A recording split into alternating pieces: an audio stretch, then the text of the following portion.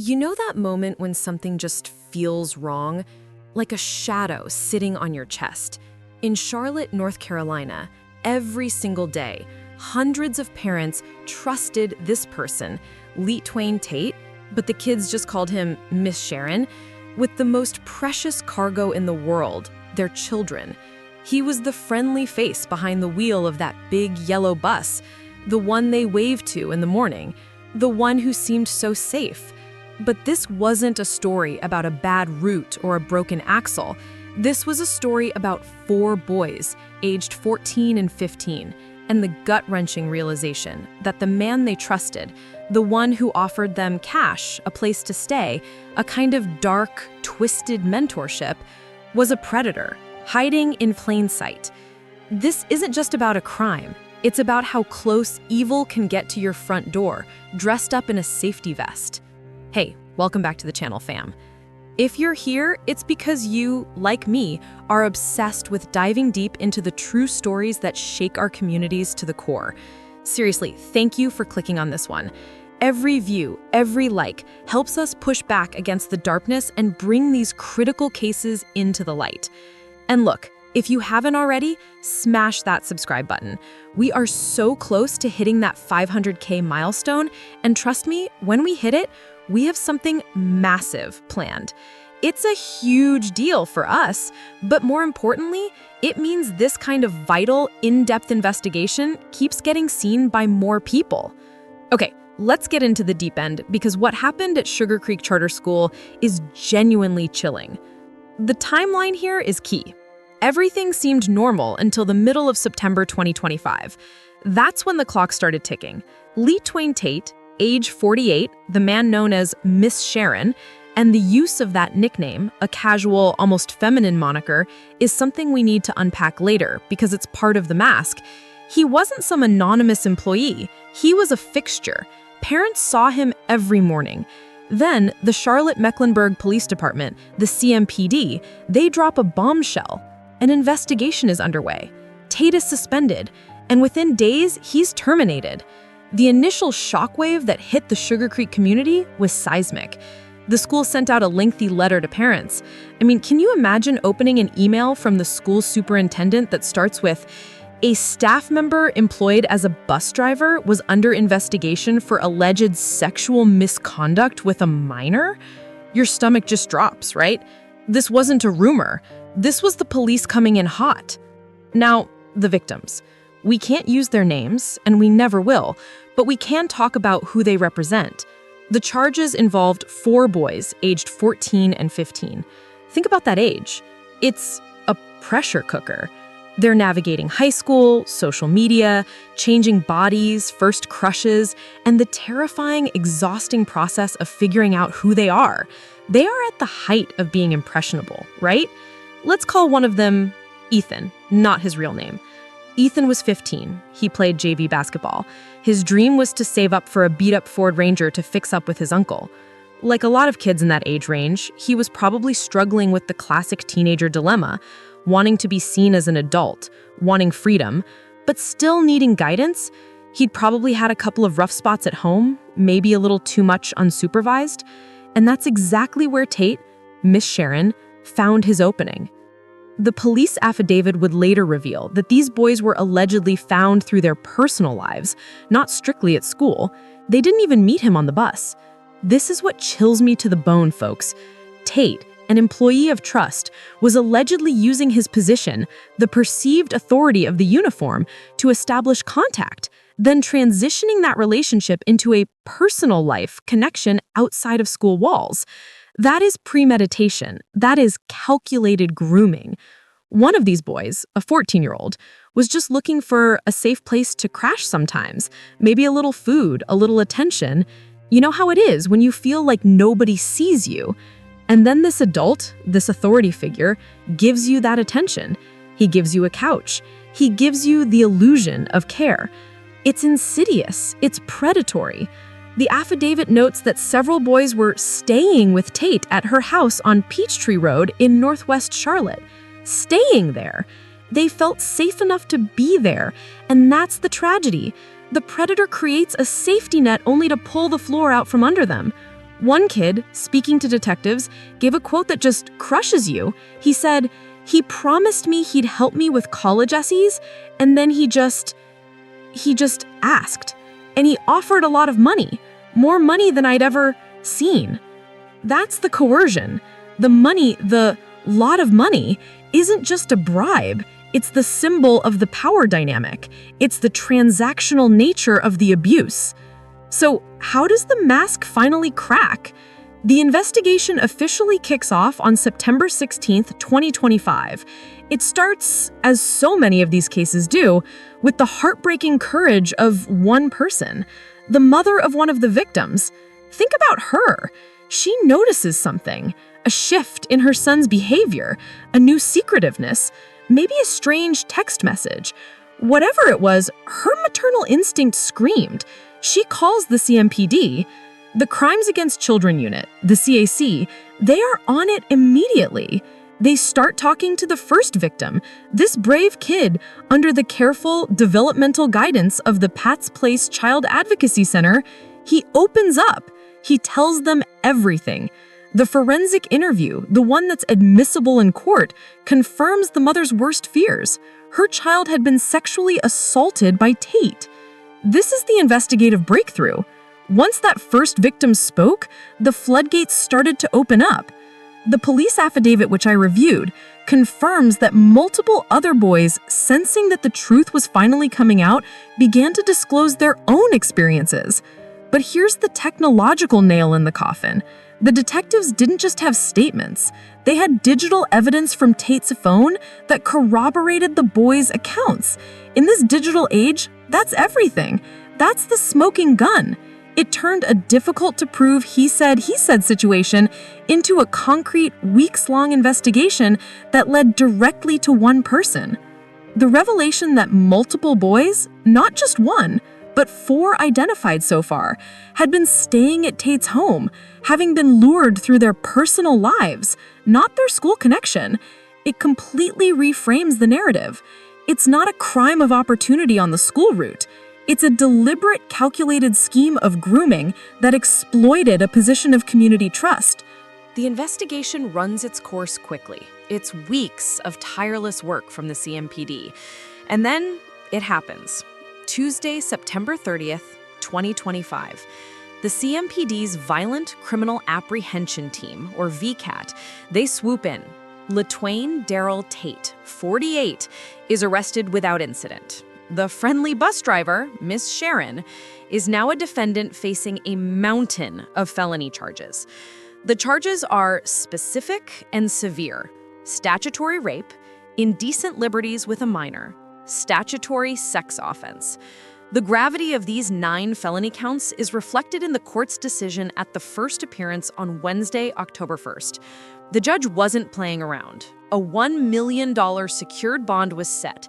That means he stays locked up, barred from having any contact with the victims or witnesses. And yet, here's the human element, the part that makes you pause and reflect. Tate's family was there in court. They told WCNC Charlotte reporters that they believe he is innocent.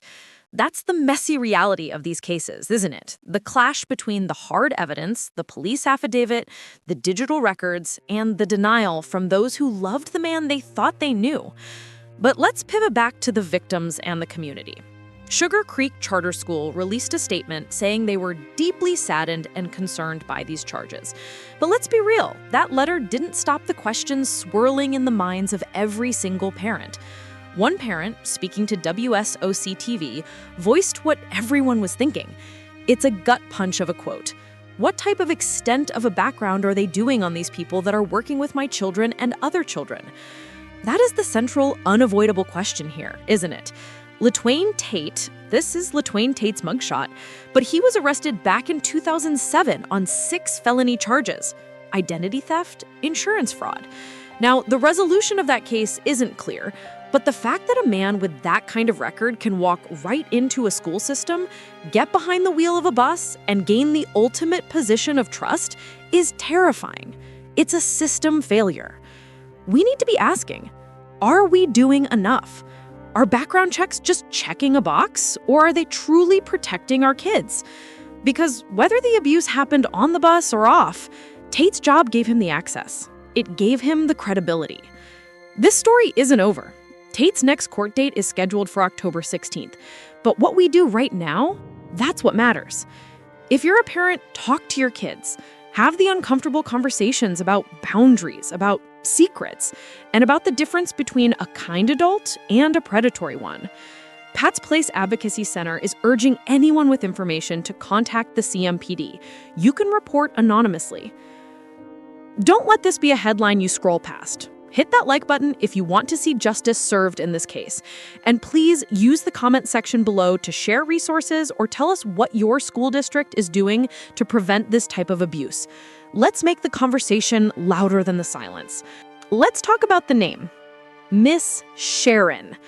The fact that a 48-year-old male bus driver, LaTwain Darrell Tate, chose or was given this specific, almost nurturing nickname is not a detail we can ignore. It's part of the strategy. It's the ultimate soft disguise. In a school environment, an adult with an approachable, almost maternal-sounding name can bypass the natural defensive walls kids put up. It creates a vibe of safety, a non-threatening presence. It says, I'm not a scary authority figure, I'm just Sharon, the nice lady who drives the bus. This persona was essential to his grooming process, which, according to the CMPD affidavit, was methodical. It's a 4-stage operation, and every parent needs to recognize it. Tate's job gave him access to hundreds of kids and their routes. He's assessing who looks vulnerable, who looks lonely, who looks like they need a little extra attention. He's building a database in his head. The police specifically said he connected with them through their personal lives. He wouldn't invite them to his house right off the bus. He'd transition, a casual chat on the bus about a problem at home, a quick stop at a store. Suddenly, they're texting. The conversations become about the kids' struggles, the stuff they don't tell their parents. He offers solutions or just a listening ear. He positions himself as the only adult who truly gets it. This is where the generosity comes in. The place to stay, the food, the offer of a lot of money. He's creating a transactional dependency. He's solving real, temporary problems for these kids, making them feel indebted, making them feel like he's their best and maybe only option. The very act of staying at his home means they are isolated from their normal support structures. By the time this stage hits, the victims are already compromised. They are terrified of losing the financial help, the roof over their head, or the friendship. And this is the moment one victim reports being offered more money to continue the abuse. It's a horrific feedback loop that Tate allegedly used to keep these boys silent. I can't stop thinking about the parents, the shock, the guilt, the anger. Imagine being the mother who first went to the police. She saved other kids, but she still has to live with the reality of what her son endured. We have that raw, honest quote from another parent after the arrest, and it cuts right to the heart of the matter. They were right outside the police headquarters and they said, "Are my kids safe here? What type of extent of a background are they doing on these people that are working with my children and other children?" It's not just an angry rant, it's a demand for accountability, and it's justified. We learned that Tate had an arrest record dating back to 2007 for multiple felonies. Now, in North Carolina, the laws surrounding background checks for school personnel are designed to filter out serious offenders, especially those with crimes against children. But is a 2007 fraud charge enough to flag a bus driver 18 years later? Maybe not directly. But what the system fails to account for is the pattern of risk. We need to be having a conversation not just about sexual offenses on a record, but about the general character, the history of deceit, the red flags that suggest someone shouldn't be in a position of authority over vulnerable people. When you hire for a position of trust, you are not just hiring a driver. You are hiring a surrogate parent for 30 minutes a day. And the current system, in this case, tragically missed something crucial.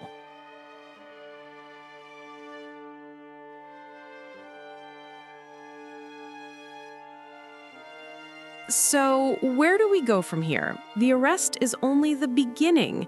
Tate, through his court-appointed public defender, is maintaining his innocence. That's his legal right, and the justice system demands that the prosecution prove every single charge beyond a reasonable doubt. But the evidence, based on the multiple victim disclosures, the corroborating digital evidence, and the consistent accounts of the boys staying at his home, suggests a formidable case for the prosecution. The bond is set at $1 million for a reason. The court views him as an extreme flight risk and a danger to the community. The next critical date is October 16th, 2025. That's when Tate is due back in court. This will likely be the start of the motions phase, where his defense attorney will begin to challenge the evidence and the manner of his arrest. But for the victims, this is just the continuation of a long, painful public process. They have to face the man who allegedly victimized them, and that takes an unbelievable amount of strength. The school, Sugar Creek Charter, they're facing the inevitable scrutiny over their hiring and supervision practices. Even though the abuse happened off campus, the lawsuit potential is enormous, centered on negligent hiring and the breach of community trust that Tate's employment represented. Every parent whose child rode that bus, every teacher, every administrator, they are all affected. The feeling of safety is shattered. This story is a painful reminder that monsters aren't always under the bed. Sometimes they're driving the school bus. Sometimes they're the people we put our faith in because of the uniform they wear. The bravery of those 4 boys, and especially the mother who made that first terrifying phone call to the police, is what led to Tate's arrest. They are the true heroes here. They faced down an adult who had power over them, who offered them cash to be silent, and they chose to speak up anyway. That takes a kind of moral courage that we should all aspire to.